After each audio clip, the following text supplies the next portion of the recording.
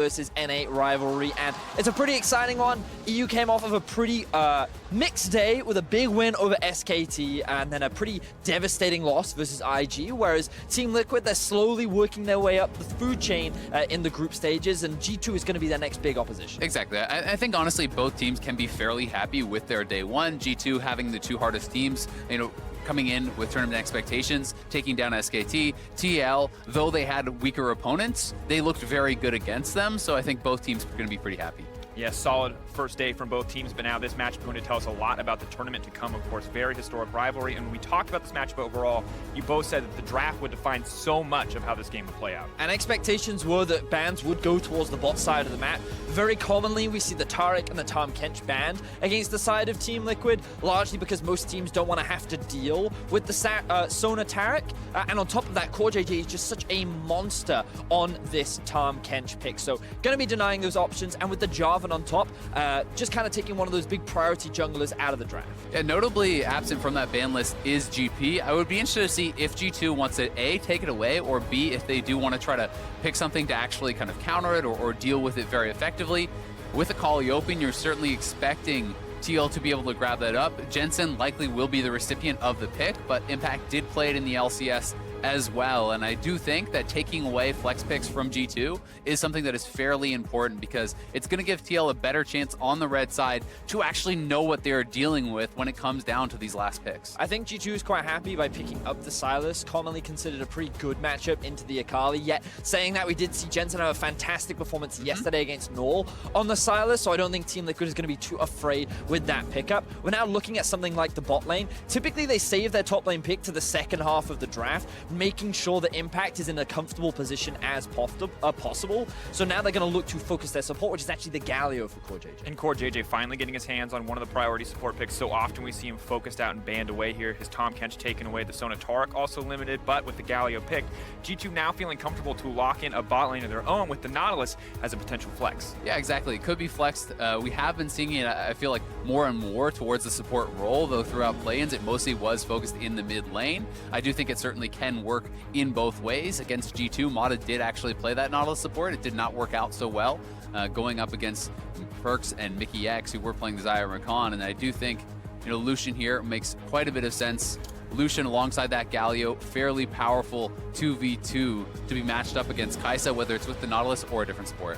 Yeah, when I saw this Galio come out, I think it was pretty smart from G2 to instantly take the Kai'Sa, because we've been seeing a lot of Kai'Sa Galio bot lanes that have been very difficult to deal with. But Team Liquid saying we still want to have our strong 2v2 bot side, and as you were saying, Azale, anything like a Lucian, when it's paired up with an aggressive support in the Galio, still a lot of setup. So now we're looking at the direction of what junglers Xmithy will go for, because as the analyst desk was saying, we want to see Team Liquid continue to play through this bot side of the map, because if they're going to get an early game advantage against a team like G2, the bot lane is where it's going to be. And in order to alleviate some of the concerns from the other lanes, we now see the Aurelia banned away once again, the flex picks being limited. Very clear strategy for TL going into this matchup with G2, and now the Kennen taken away from Impact in the top lane. I like that they're still giving him the respect bans, despite the perception that Impact may not stack up as well one-to-one. Yeah, and I think the thing is with Impact, he plays these picks often to survive lane, because Smithy is very rarely playing up towards that top side of the map. So even if they are getting him something that is fairly powerful in lane, along the lines of the Jace or the Kennen, it's often more to survive the lane, then split the map,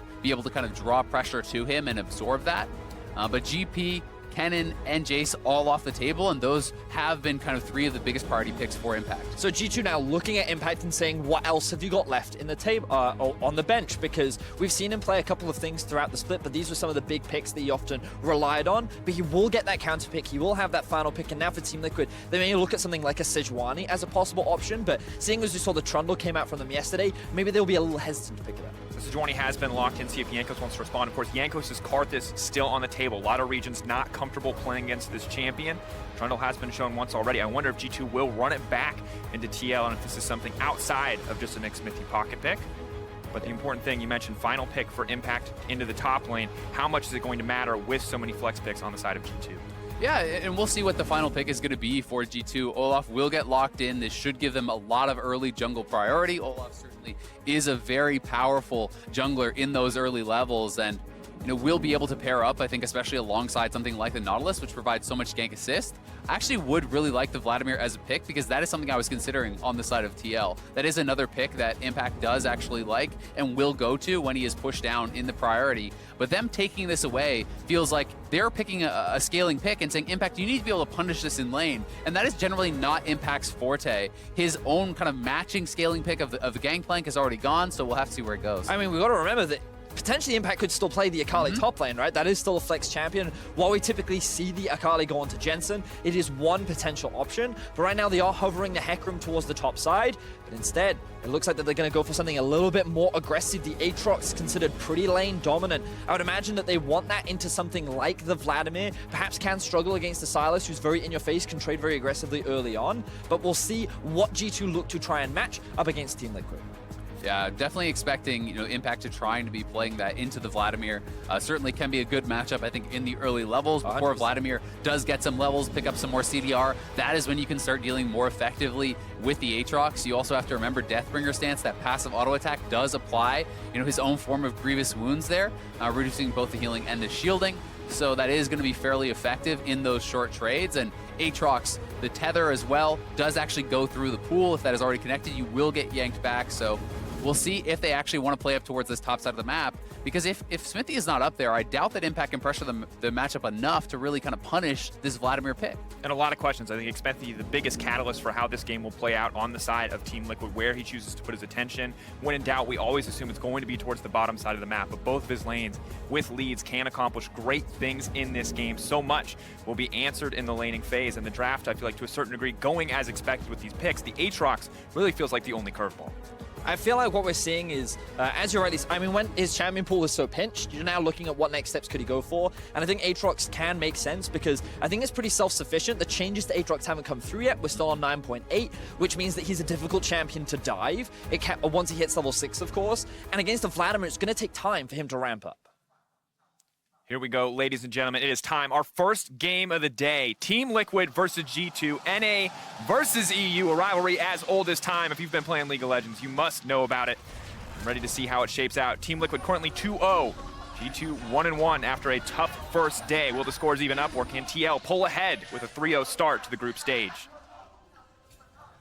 So I want to keep my eyes on the junglers, as I often do in the early game, because we already talked a lot about how Xmithy and Jankos will be a big part in who enables their team to get the early game lead. And expectations are that Xmithy will look to play towards the bot side of the map. You have a Galio Lucian, a very easy lane to be able to set things up, but you are playing the Sejuani as well. And something you have to be very careful of is going up against someone like an Olaf. If he matches you and he gets that counter gank off, it could end in disaster. Yeah, it's definitely something that's going to be, really dangerous. And I think as a result, Smithy is going to be trying to do something that he really does excel at, and that is tracking the jungler, avoiding the jungler, placing vision so his lanes kind of know where he is. I think Smithy is one of the most talented junglers in NA at really having a good sense of where the enemy jungler is on the map. He's very well known for being able to anticipate where they could be, even with imperfect information. So for him, it's more about trying to match farm. If you're in a situation where you're hitting 6 on Sejuani and Olaf hasn't killed your lanes yet, you're going to be feeling very, very good. And it feels like both junglers in a comfortable position. Smithy happy to be the guy who is the counter ganker, who tries to read the map, who tries to be there for the plays, and Jankos. We've seen it in the Elise. We've seen it in so many of his picks. Early game is his MO at the moment. And now we're going to see a cheeky early invade here, not spotted out on vision. So G2 will be able to take the blue buff away. We talk frequently about top to bot side jungling, but this ward going to give away the start. And Xmithy will now have some good information on Jankos' path. One of the things I actually love about this from G2 is even though it's spotted by TL, you're kind of pushing Smithy into this vertical jungling on the top side of the map. He's doing it on Impact's side, which is mean he's not going to actually be down by Doublelift, by Core JJ, which is that lane they more want to be able to play towards and gank for. Yeah, I completely agree with you, Isaiah. Like, that Team Liquid as a team has this priority on playing towards the bot side of the map, and this means that their jungler is now forced to play on the top side. So this aggressive lane of Lucian Galio is forced to play a little bit more defensively, and arguably it's valuable for G2 to have been spotted out, because then it forces this invisible pressure onto the duo of Team Liquid. then kind of puts the ball into the court of Xmithie as well, because now with that topside presence, you have to wonder if he's actually going to take the time, if he is going to pay some attention and try to shut down Wonder. Difficult to gank Vladimir, but only level 2, so some small opportunities in the early game. Yeah, and I mean, if Wonder is pushed up, that certainly is a lane you can attack, and I don't think that Xmithie is just going to willfully ignore that if those opportunities do arise. So we will have to see Wonder playing fairly careful around this, because he's still fairly pushed up in the lane, and Xmithie does have the opportunity to come up here behind him. Impact still level 2, might be waiting for the level 3 here to come out. Engage on the bottom side though, Dredgeline going to connect, taunt from CoreJJ, Doublelift content to back off and try to trade back, but the action will continue on the top side. Xmithie stepping forward, immediate Fool going to come out there from Wonder, not interested in trying to trade back, just wants to back off. And this, honestly, the situation is so good for G2 because it was a full clear from Jankos on Xmithie's blue side of the jungle. So he took away 3 camps, and all Xmithie was able to actually get was the blue buff. Then he went up to actually take that pressure. And now the trade just continues to extend. CoreJJ going back in, but the Ignite is ticking. Perkz wants to get the damage down, but Mickey grabbing first blood with the Ignite. Huge play on the bottom side. Big pickup for the duo of G2, finding first blood onto Doublelift and CoreJJ, who, to the eyes of many fans and analysts, considered one of the best duos in the tournament, but the action isn't slowing down as G2 look for a play in mid. Jensen potentially in trouble, has the dagger to jump back to the Shuriken, will take him to safety as well as the Shroud, but Jankos already laying down some early pressure. Yeah, that was really well played by Jensen to avoid it, but the kill on the bottom side is so big for G2. You have this Kai'Sa lane who is now out to a farm advantage, who is winning in that 2v2, and not only that, but they took 2 summoners off of TL, so they have summoner advantage as well. And such an uncharacteristic play from CoreJJ as well. This guy so far at MSI, in the group stages, has not died. He's had perfect games so far throughout the group stages, and he was considered North America's MVP. A lot of confidence gets put onto this bot laner, so for him to get caught out of position like this, definitely uncharacteristic. Yeah, definitely the case, and kind of absorbing that hook there for Doublelift. Doublelift, though, maybe could have just dashed it and had CoreJJ simply back off. Either way, nicely played there by G2. They did have the level advantage on the all-in. His Perkz was up 1 level there, it looked like, on Doublelift, and that was just really well played. And early in the draft, we thought the Galio was a good sign for CoreJJ. You can see so many support bands leveled against him leading up into this game. As we see an extended trade on the top side, but CoreJJ often the heart of this team, often the leader in so many situations, and going behind early, definitely not what TL fans expected. Yeah, certainly not what they want, but I would say, CoreJJ is more known for kind of the supports along the lines of the Braum, the Tom Kench, and those are really his bread and butter. We'll see if he is going to be able to excel in more of the kind of playmaking style that I see this support Galio as.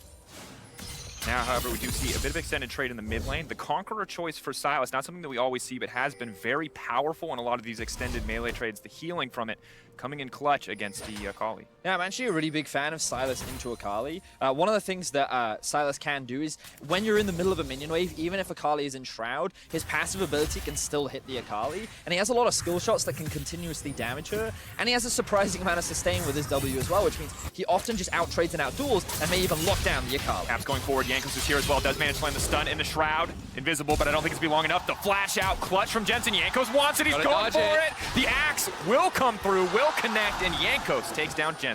Oh, really well played there by Jankos. It was all about if Jensen could dodge that or not, and he wasn't able to.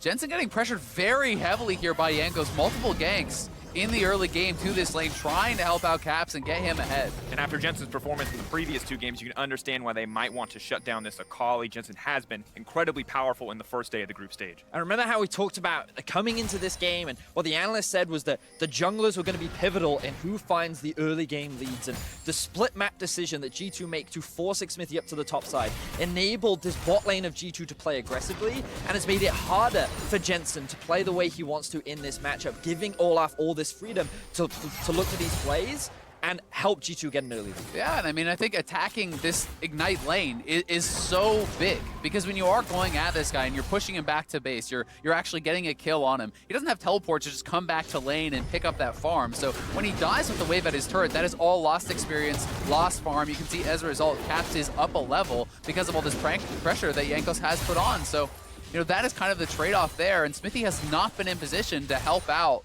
with Jensen either time.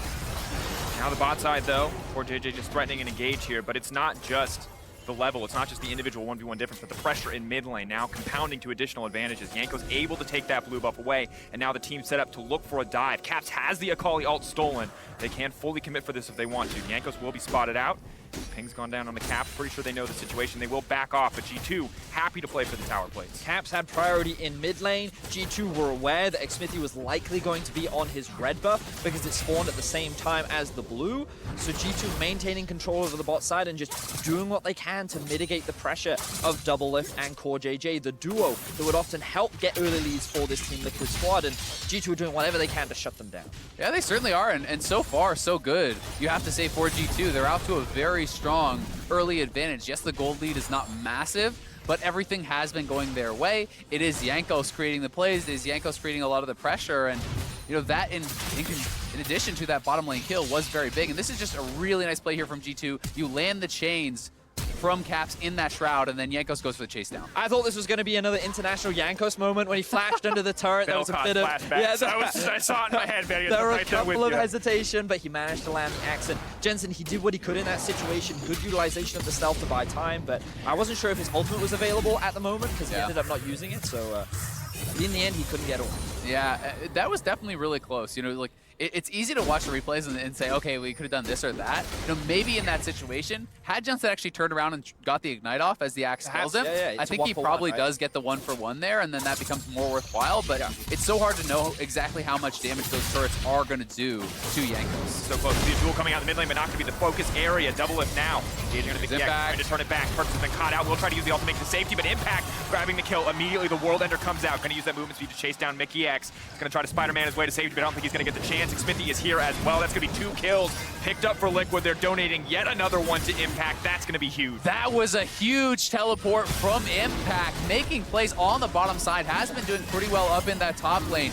Now down to the bottom lane, gets the flash out of Perks, takes down both of those kills. And this is going to give Double Lift some time on the turret. It's going to allow Xmithy to take the dragon. And that is a really big swing for TL. And even though Impact is not on the gangplank, he still finds a way to support the bottom side of the map. He held onto the teleport. Wonder used it to get back into lane. So the moment G2's bot lane tried to go in for the all-in trade, that is when he sees this opportunity. So look at the minimap right now. He's positioning in a way so that he can safely TP towards the bot side of the map. So the moment G2 overextended, they can create a 3 versus 2 situation, and Olaf isn't here to support. And that Q flash was actually so clean from Impact, anticipating the flash from Perks. He actually flash follows, nails him with the sweet spot, knocking him down.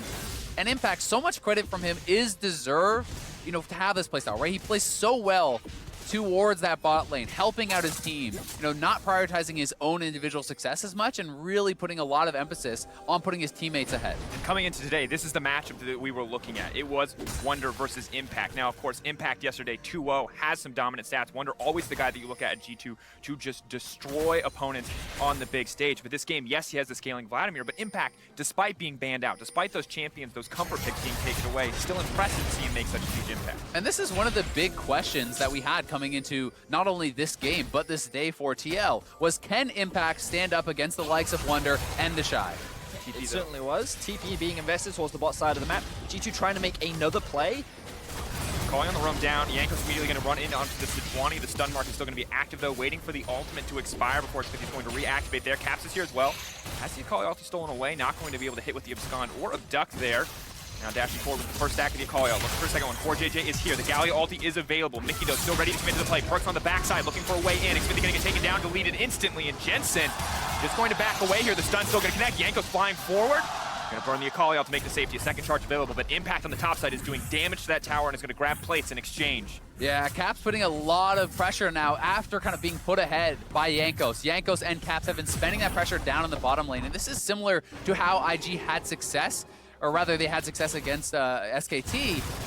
By putting one lane ahead, they then take that pressure, they move it around the map, and this is something that G2 does so incredibly well. They don't just sit on leads, they pressure those advantages, and they use it to help their other lanes get even further ahead. Yeah, Caps is a big fan of roaming around the map and looking for opportunities, and this time round, once again, G2 looked for a dive onto the bot side, but TL were in a much better position to respond.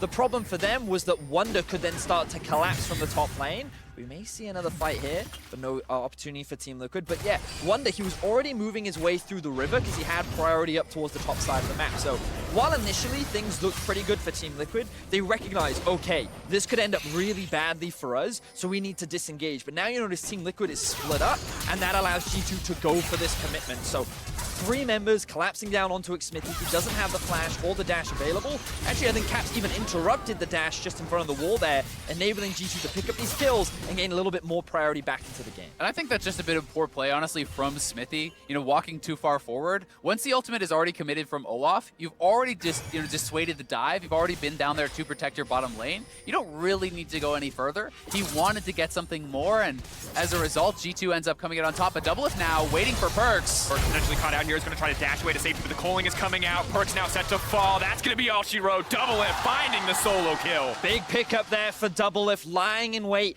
Had the summoner spell advantage, had the mana advantage, and had the damage advantage as he finds the kill on a Perks. Now we'll see the 2v2 in mid lane, though. Mickey X coming over the wall with the Hex Splash. Not thinking that comes to Jensen, but it may not matter. Galio's in, but it's too little too late. The entrance might just have to be an exit. Core JJ running to the hills. G2 taking the play. That was sick from Mickey X. The Hex Flash over the wall, then the stolen Sejuani, but Wonder in trouble. World Ender now coming out. Impact. Desperate to find the kill here. Wonder with a clean flash to try to make it to safety. The healing now coming in. Impact has to be careful. Wonder doesn't have the time to wait this one out. The kill going through for Impact, but the tower firing back. The solo kill from Impact, but Wonder able to trade back there using his flash, but G2 still coming ahead across the map.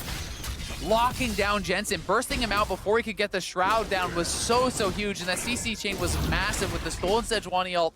Mickey X following up on that. But these are the kind of plays you want to be seeing from Team Liquid. You don't want them to be falling behind in this early game. You're seeing these individual outplays, still looking for opportunities, going for fights, and the fact that Impact was able to find this solo kill into Wonder, yes, it ends up being a 1-for-1. He's now sitting as a 3-1-0 Aatrox, and they need to keep being proactive to make sure that G2 don't snowball this lead that they've already started to. And it's a scary position to be in because it is already a 2K lead, Vedius. On top of that, the Herald now picked up by Yankos, and we can look back at this very close exchange. So, something that you alluded to was this Hex Flash over the wall as Alan. While Mickey does land the Q, it was a tactical Q to get behind Jensen, land the knocker, so that he could continue setting up the CC for the rest of the team. And of course, the Olaf going to be resistant to all of that as well, so they could chase down Xmithy and convert it into 2 kills. Yeah, I mean, so much of it really just was about the stolen Sejuani ultimate that Caps had. That into the Nautilus ultimate meant Jensen never got off his Shroud. He's burst out before he can actually fight back. Otherwise, that could have been a pretty solid play, but look at this. I mean, this is really impressive from Impact. He is TPing to the bottom lane while Wonder is TPing to lane. He has now not only solo killed Wonder, but he is taking a turret without any jungle pressure. This is certainly a very impressive showing from him, in this game against G2. The question always felt like it was going to be how hard is Impact going to fall down? Is he going to be a liability? But now instead the question is, what else can Impact do on the top side? How much more can he get done with this kind of big lead in his hands? Has the Black Cleaver finish, has additional cooldown reduction coming in from the Caulfield's Warhammer, and things look pretty good for the Aatrox for now. I mean, it's quite interesting where the goal disparities are starting to build up, because expectations were that the 2 solo laners for G2 would have the advantage coming into this matchup, and then the bot lane for Team Liquid will be the ones to get that early game lead. And even though G2 were very focused on building leads towards the bot side of the map, Doublelift is actually sitting on a gold lead right now. Impact is the one that is ahead up towards the top side. The big discrepancy is in the mid lane, where Caps has been applying loads of pressure to Jensen. Olaf has been consistently coming mid and trying to shut this Akali down. So you're now looking at Caps and Yankos to be the big carries for G2 to try and maintain control over this game. Yeah, you certainly are. It's a bit unfortunate for G2 that 2 of those kills did go to Mickey X, and you certainly would have wanted those on the carries. And that's part of the reason that some of these carries for TL are still pacing their opponents. TL certainly down in gold, but Doublelift at a very strong point in the game. This Lucian, I do definitely favor. In the earlier stages, 1-2 items is monstrously strong. So Perks certainly wants a little bit more time to scale up, and it's going to be up to his teammates who are already in a good position to buy him that time. For Caps and Yankos to kind of bridge the gap.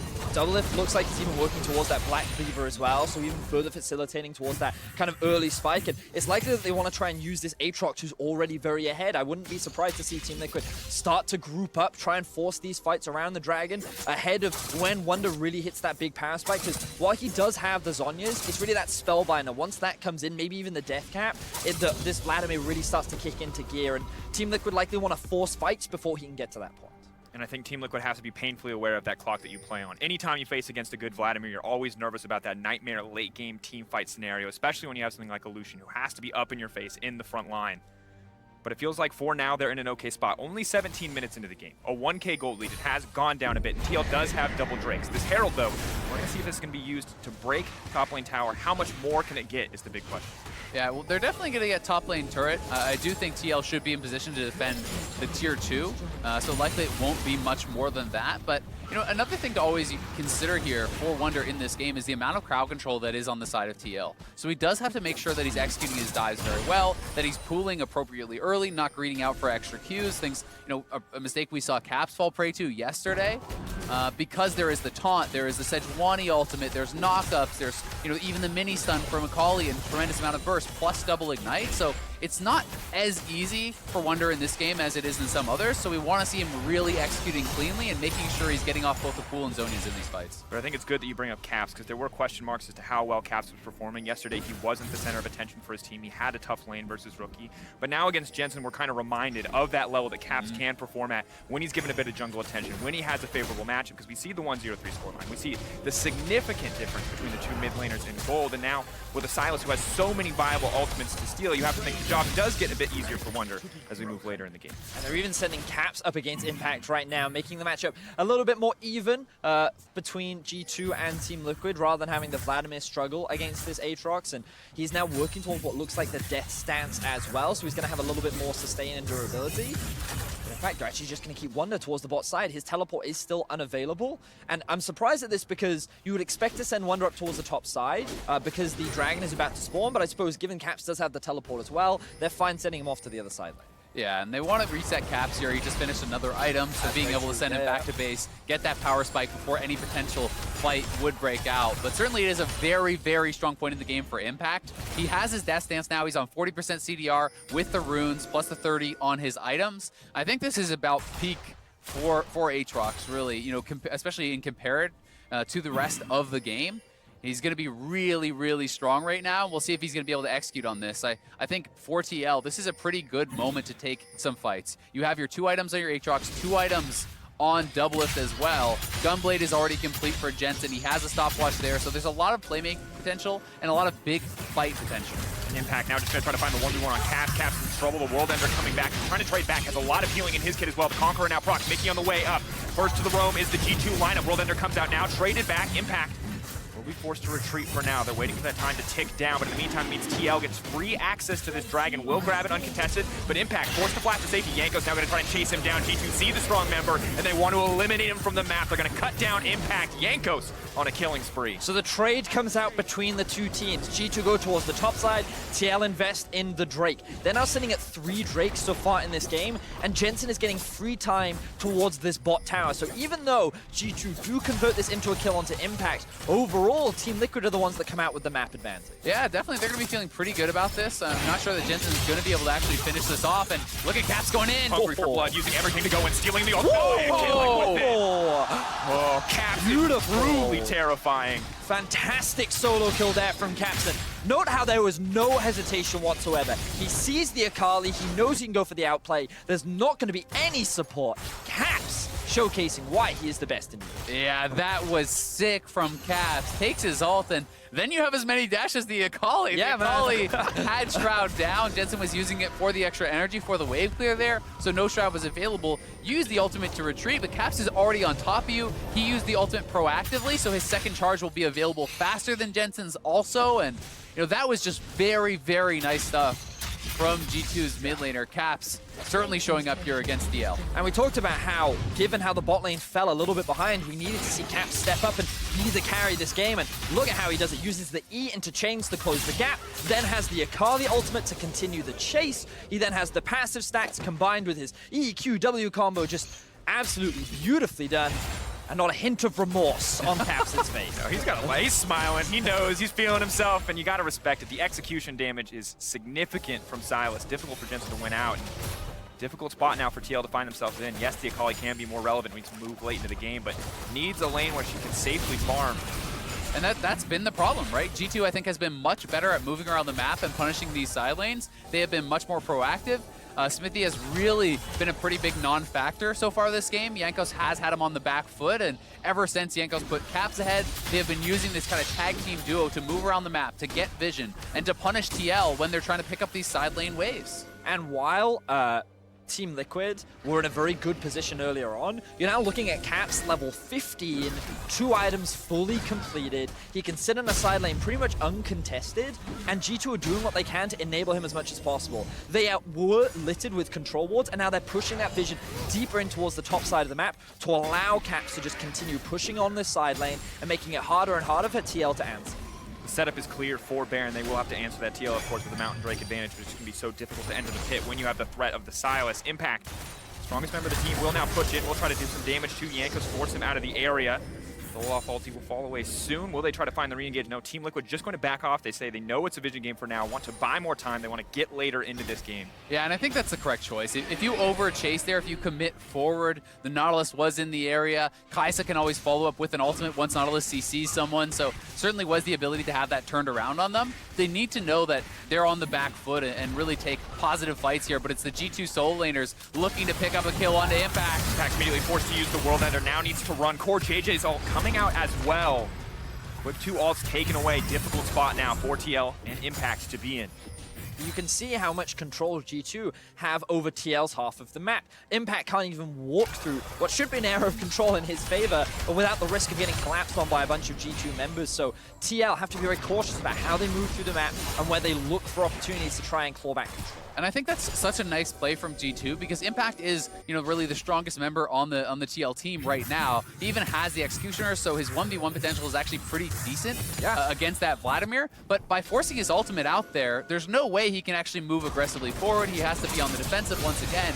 And G2 have been so good in these side lanes, so we'll see if TL can ever really kind of arrest some of that control back and pull their way back into this game, because for now, it is such a massive advantage for Caps in the mid lane. It has been that advantage for Jankos in the jungle, and TL are just kind of trying to withstand this onslaught. And you mentioned it, just look at the gold gap that was between them. 4,000 gold in favor of Caps. Level 16 is really the big break point for a Sylas because his ultimate cooldown is sitting on something like 9-10 seconds, so you can use it multiple times in a single fight. But now it's Jensen looking for a trying play. to get something back here in the mid lane, but Wonder is there as well. Jensen now in trouble, dashes to safety. Good use of the stopwatch, but it may not be enough. Wonder now stepping forward, grabs the kill on the Jensen. Xmithie running for his life. TL desperately need to turn this fight, but Wonder's burned so many cooldowns. Maybe they can force it back on the Galio. TP, Caps will come in on the backside. Double up has to be careful. Which ulti is he going to take away immediately? This is Sejuani right into the middle of the team. Caps buying his time. So much damage coming out. Perks is still alive. Perks still able to throw damage down on the backside of the fight. But TL turning it back. Impact.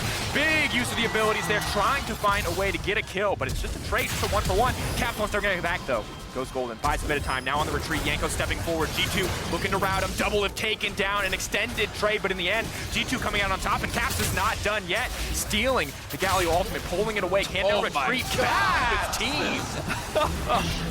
It's the hero's exit for Caps there. He is styling on them at this point. Caps running over this game. And that fight, so much of it coming down to how much was committed to trying to take down Perks. They're not able to get him. Jensen, decides to go in onto Perks here, and because of how behind he is, he doesn't quite have the damage to actually finish off Perks. Look how close this is. Perks, though, able to cleanse the Ignite and move back. Then, when Caps goes back to base, he TPs in, the fight is really going to start to turn around. Yeah, exactly this. The 3 members of G2 just buy enough time for Caps to eventually join the fight. The thing that makes this so difficult for G2 is the fact that they're still playing under a tower. So while they would love to commit much harder, there's still this tower to deal with. So Perks overextends a little bit, Impact finds a good pickup, but it's Caps that really swings this fight in G2's favor. Diving multiple towers, going into the enemy base, continuously stealing away these ultimates, ends up in a big teamfight win for G2. Ooh, and now Jensen just has to back off. Level 16, you mentioned it earlier, Vedius, but the freedom to steal so many ults in the team fights and the freedom to pressure Jensen anytime he wants to in the side lane. Caps, though, still willing to play back, not going to go all in aggressive for the kill. TL with control. On the top side of the map, making potentially in trouble. Immediately the knockout comes out. Man advantage here. Perks now locked up. Perks is going to get deleted instantly. TP coming to the backside though. G2, despite the man disadvantage, want the fight to keep going. Impact has the TP available. Will they commit? TL may just back off here. Unstoppable now for Yanks. The Olaf, not quite as threatening as he once was. Impact turning to join the team. Wonder caught out on the side. Only going to ult one member. Focused on the 1v1 with Jensen, but the rest of the team is there. Caps trying to find a pick on the backside of the map. The taunt has been used. Options to protect the backline running out for the side of TL, but they will just retreat here in the end.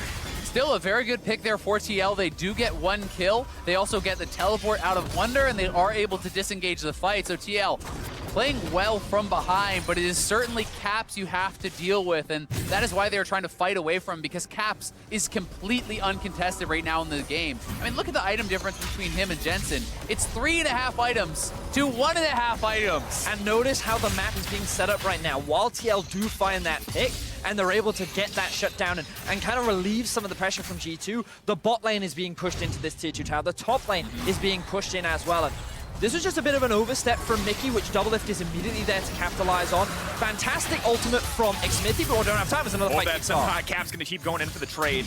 Trying to wait, not going in quite as aggressively as he sees the world ender going. Caps might be in trouble, dashes through, dodges out there. That's going to be massive. Missing a third proc to the Dark and Blade Impact. Running out of time here. Caps going to try to take him down. Perfectly timed. Caps now unstoppable. Yeah, Caps is just running over this game at this point. Impact playing the fight out pretty well, but Caps able to actually use the Akali's ultimate to dodge out the third hit of that Darkened Blade from Impact, and that sealed the one-on-one. Why so many teams in Europe have struggled against G2, a triple threat team on their best day. Have to respect Caps, have to respect Wonder. You draft for one lane, you might lose out somewhere else. Caps, an absolutely monster performance thus far, and TL doing what they can to hold on, to buy a bit more time, fishing for that kill on Caps, that crucial shutdown. G2 now making their way into the base of Team Liquid without Impact there, without that extra source of damage. They don't feel confident in their ability to win the fight. We've already talked so much about it. Jensen is extremely far behind, only level 14, hasn't even completed his second item yet, 4,500 gold behind his lane counterpart. Team Liquid need Impact in these fights if they want to stand a chance. And honestly, with how much damage he was doing with the Executioners, I thought that he could actually win out in that 1 versus 1, but Caps with the fly moves, moving around the map, doing a fantastic job. So now we see the Baron dance begin.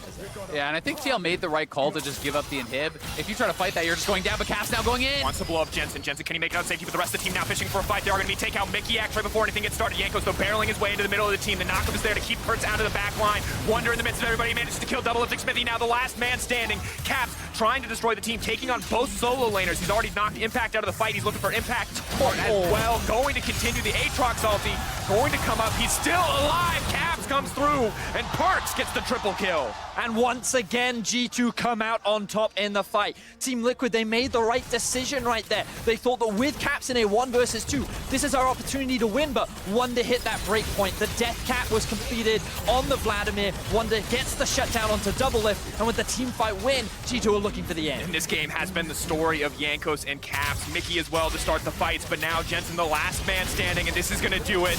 EU versus NA. It was 4-4 and MSI leading up to this. Jensen tries to get one back. Hopeful to get something here in the midst of the fight. That's the two-man taunt. Cap's going to try to end the game. It could just go out here. Can they do it? They can't stop it. G2 come out on top. Such a well-played game from the European representatives here. All about Jankos, all about Caps. These guys played the early game incredibly well. Jankos spending so much time around that mid lane, giving Caps the advantage. And with that advantage, Caps completely ran over this game. It was all about him.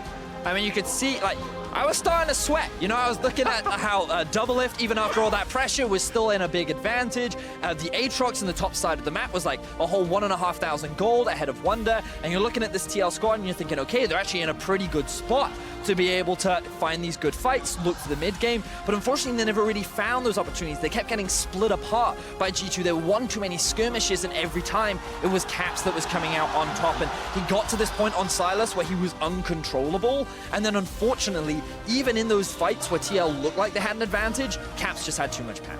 And just when you have an advantage on a Silas like this, the fact that every ult you take away is so much more powerful. When you're taking Jensen's ult away from him and you're doing twice as much damage, you're just not going to win a 1v1. Now, Jensen, he has that Ignite. You feel like maybe things can go well, but Jankos putting all of that attention mid